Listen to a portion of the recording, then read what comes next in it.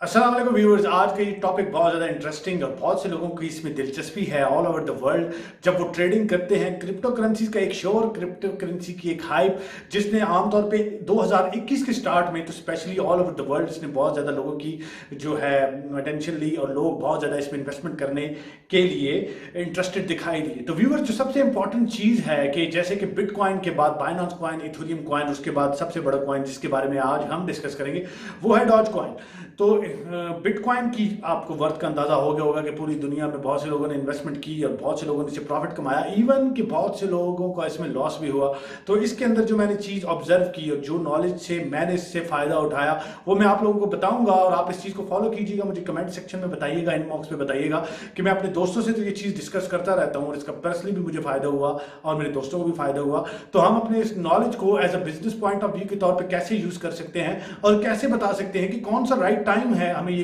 Coins को bye करने का और कौन सा राइट टाइम है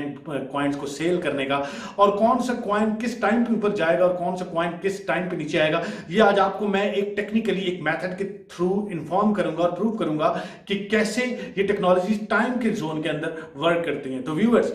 हम बात करते हैं आज का जो मेरा टॉपिक है वो है डॉज कॉइन। बाकी कॉइन्स के बारे में हम डिस्कस करेंगे क्योंकि डॉज कॉइन, मुझे इन सब कॉइन्स की जब मैंने वो देखी रेशियो तो उसमें जो मुझे सबसे इंटरेस्टेड लगा वो डिस्कस करना डॉज कॉइन के ऊपर है। क्योंकि डॉज कॉइन जो कि 2013 नवंबर 3 को मुतारफ करवाया गया और उस लिहाज से जब उसके बाद इसको मीम कॉइन भी कहा जाता है कि लोगों को ये इस तरह से इसने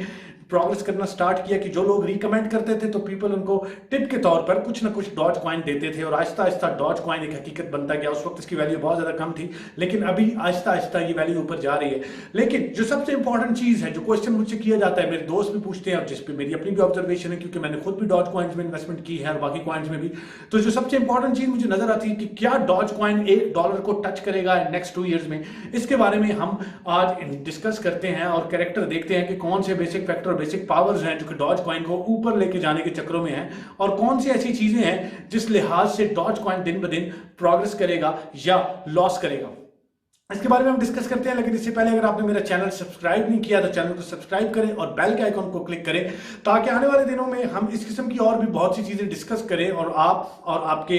जानने वाले जितने भी लोग हैं इससे अगर वो कुछ फायदा उठाना चाहे तो उठा सकते हैं और आने वाले दिनों में मेरी प्रिडिक्शन कितनी ठीक साबित होती है इस बारे में भी आप बता सकते हैं। तो डॉज कॉइन 3 नवंबर 2013 को मार्केट में आया। उस वक्त किसी को ये आइडिया नहीं था कि ये कॉइन इतनी ज्यादा तरक्की कर जाएगा। इसका जो स्टार साइन है वो सैजिटेरियस है और उस दिन फायर साइन के थ्रू जब ये उस वक्त मार्केट में अवेलेबल था तो उसका जो टाइम था वो था फायर का जो सबसे बेसिक फैक्टर होता है कि इसमें रिस्क लेने की पावर बहुत ज्यादा होती है और इस दिन को जो कॉइन इंट्रोड्यूस करवाया गया वो है फायर साइन के अंडर और इसके लिहाज से ना ये अर्थ है ना ये एयर है, इसमें सिर्फ फायर का आंसर है और इसमें ये रिस्क है बहुत ज्यादा। इसमें प्रॉफिट का रिस्क उतना ही ज्यादा है जितना है लॉस का रिस्क। लेकिन ये उसी तरीके से आगे बढ़ता गया, डॉज कॉइन प्रोग्रेस करता गया, कभी नीचे आता था कभी ऊपर आता था, लेकिन तब तक इसके बारे में किसी को नहीं पता चल सका जब तक एलन मस्क ने इसके बारे में ट्वीट्स नहीं की। इसी वजह से इसको मीम्स भी कहा जाता है। उनका ट्वीट्स करना, मार्केट में उनका नाम इतना ज्यादा क्रेडिबल है और लोग इतना ज्यादा ट्रस्ट करते हैं कि उनके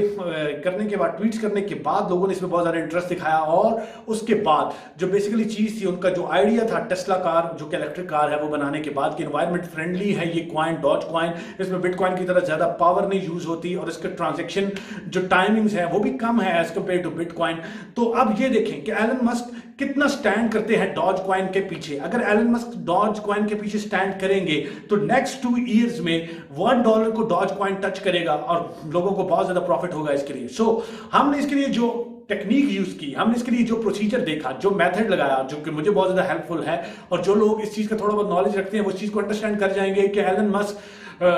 28 जून 1971 कैंसर है उनका स्टार साइन और इस लिहाज से वो बहुत ज्यादा कंपैटिबल है, नॉट पर्सनली लेकिन उनकी compatibility business point of view से बहुत ज्यादा है सैजिटेरियस के साथ। So fire sign including with the cancer sign 28 June, ये लोग, इनमें दो चीजें कॉमन है कि दोनों इमोशनल होते हैं, दोनों रिस्क टेकर होते हैं, दोनों ज्यादा पावर के साथ चीजों को यूज करते हैं। तो एलन मस्क का इसमें इंटरेस्ट लेना और उसके बाद एलन मस्क का सपोर्ट करना डॉज कॉइन को, ये नजर आ रहा है कि आने वाले दिनों में डॉज कॉइन और ज्यादा ऊपर जाएगा। लेकिन सबसे इंपॉर्टेंट चीज, एलन मस्क की अगर आप सारी हिस्ट्री उठा के देखें तो सितंबर टू अक्टूबर या फिर मार्च से अप्रैल, ये इतनी बड़ी इन्वेस्टमेंट एलन मस्क नहीं करते, क्योंकि ये उनके स्टार साइन में उनका डाउनफॉल का पीरियड है। और लाजमी वो भी, जहां तक मैंने पढ़ा, वो इस नॉलेज से जरूर कुछ ना कुछ बेनिफिट, कुछ ना कुछ इन्फॉर्मेशन लेते हैं। तो इन दिनों में वो ज्यादा बैकफुट पे रहते हैं। तो आपने करना ये है कि मार्च एंड अप्रैल और सितंबर और अक्टूबर, अगर आप डॉज कॉइन में इन्वेस्टमेंट करने जा रहे हैं तो आपको ज्यादा केयरफुल रहना है, ज्यादा बड़ी इन्वेस्टमेंट्स नहीं करनी। लेकिन नेक्स्ट 2 ईयर्स में, क्योंकि फायर साइन को बूस्ट कर रहा है, दो चीजें, जुपिटर के under cancer sign, Elon Musk का साइन अपने प्रोफेशन को, अपने बिजनेस को आगे लेके चलता है, और मून के अंदर है डॉज कॉइन का साइन। डॉज कॉइन का साइन मून के अंदर है, वो उसके अंदर बूस्ट करता है। और नेक्स्ट 2 ईयर्स में मून और जुपिटर का जो आपस में कंपैटिबिलिटी है वो बहुत ज्यादा स्ट्रांग है, जिसकी वजह से लगता है कि एलन मस्क आने वाले दिनों में कुछ ज्यादा बड़ी इन्वेस्टमेंट्स डॉज कॉइन के बारे में करने जा रहे हैं। और वो कुछ बड़ी बड़ी ऐसी ट्वीट्स भी करेंगे, क्योंकि ये कॉइन्स उसी वजह से ऊपर जाते हैं कि मेरे और आप जैसे लोग अगर इसमें ज्यादा से ज्यादा इन्वेस्टमेंट करें, लोग जितनी ज्यादा इन्वेस्टमेंट करेंगे इतना ज्यादा ये कॉइन ऊपर जाएगा। लोग कम इन्वेस्टमेंट करेंगे, अपनी इन्वेस्टमेंट निकालेंगे, तो इसी तरह से ये कॉइन नीचे आएगा।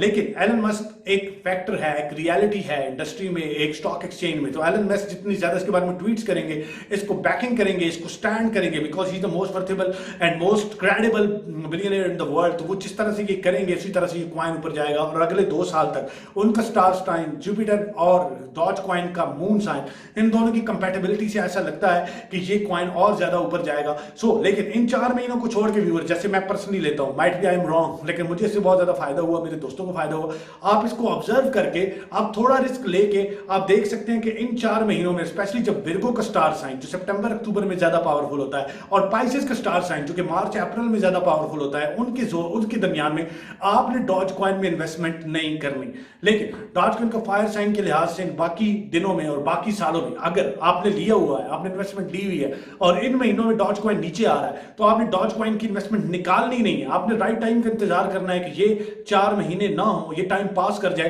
तो आपने डॉज कॉइन से अपनी इन्वेस्टमेंट निकाल लेनी है। तो इस लिहाज से एलन मस्क स्टार और एलन मस्क के बारे में आप एक डिफरेंट वीडियो बनाएंगे उनके पूरे कैरियर में, और फिर मैं आपको टाइम जोन के साथ साबित करूंगा कि एलन मस्क ने किस वक्त अपने पीक टाइमिंग्स में क्या इन्वेस्टमेंट की जिसका उन्हें बहुत ज्यादा फायदा हुआ, और किस टाइम पे उन्होंने क्या इन्वेस्टमेंट की जिसका उन्हें नुकसान हुआ। और आफ्टर ऑल टाइम का कितना बड़ा इंपैक्ट है, उनकी डेट ऑफ बर्थ का, उनकी टाइम ऑफ बर्थ का, और उनकी स्टार्स की मूवमेंट का एस्ट्रोलॉजी के लिहाज से कितना बड़ा इंपैक्ट है एलन मस्क पे, और किस तरह से वो अपने बिजनेस को आगे लेके चलते हैं डिफरेंट टाइम जोन में। अपना बहुत ज्यादा ख्याल रखिएगा, और मेरी इस वीडियो को जरूर अपने दोस्तों के साथ शेयर कीजिएगा, और कमेंट सेक्शन में मुझे बताइएगा कि आपको इससे कितना फायदा हुआ। और मुझे ये भी, जैसे कि इस वीडियो के बारे में मुझे बहुत से लोगों ने मैसेजेस किए और मुझे कहा कि आप इस पर वीडियो बनाएं ताकि लोगों को भी इससे फायदा हो, लोगों का इंटरेस्ट डेवलप हो, तो मैंने ये वीडियो बनाई। इस तरह की अगर कोई भी चीज जिसके बारे में आप इंफॉर्मेशन लेना चाहते हैं तो मुझे कमेंट सेक्शन में जरूर बताइएगा। अपना बहुत ज्यादा ख्याल रखिएगा। अल्लाह हाफिज।